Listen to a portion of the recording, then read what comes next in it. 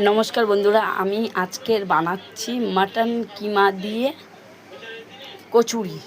যে দেখুন, কড়াই তেল দিয়ে পেঁয়াজ দিয়ে আদা রসুন বাটা আর কিমাটা দিয়ে বেশ সুন্দর করে কষিয়ে নিচ্ছি, ঝটপট করে নিয়েছি। এই যে দেখুন, ভালো করে কষাচ্ছি, কষিয়ে কষিয়ে কষিয়ে কষিয়ে এর মধ্যে মশলাপাতি দেবো, নুন,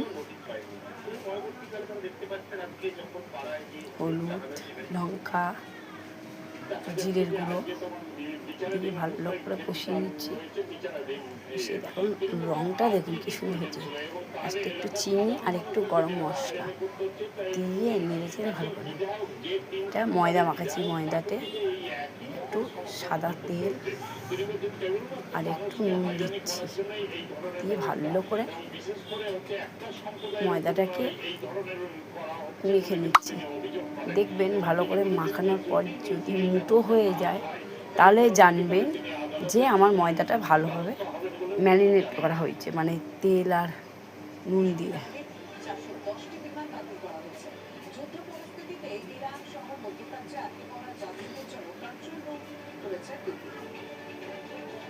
এবার মাখানো মিশাবো, মিশিয়ে মুঠো মেনে দেখবো। দেখুন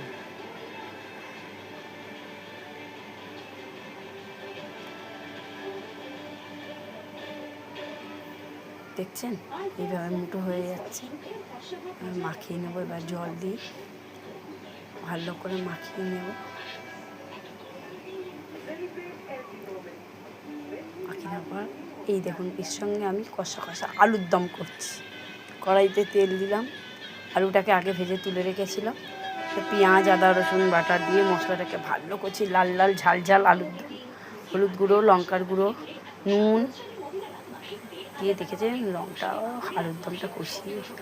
এরকম কষা আলুর দমের সঙ্গে কচুরি কার না ভালো লাগে বলুন। আপনারাও বাড়িতে ট্রাই করে দেখবেন। এবার একটু গরম মশলা দিয়ে দেবো, দিয়ে দেখুন একদম কষা কষা লাল লাল ঝাল ঝাল আলুর দম।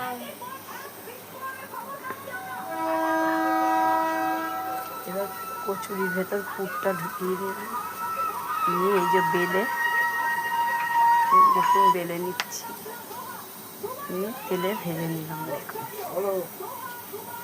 দেখুন কি সুন্দর কচুরি বানিয়েছি।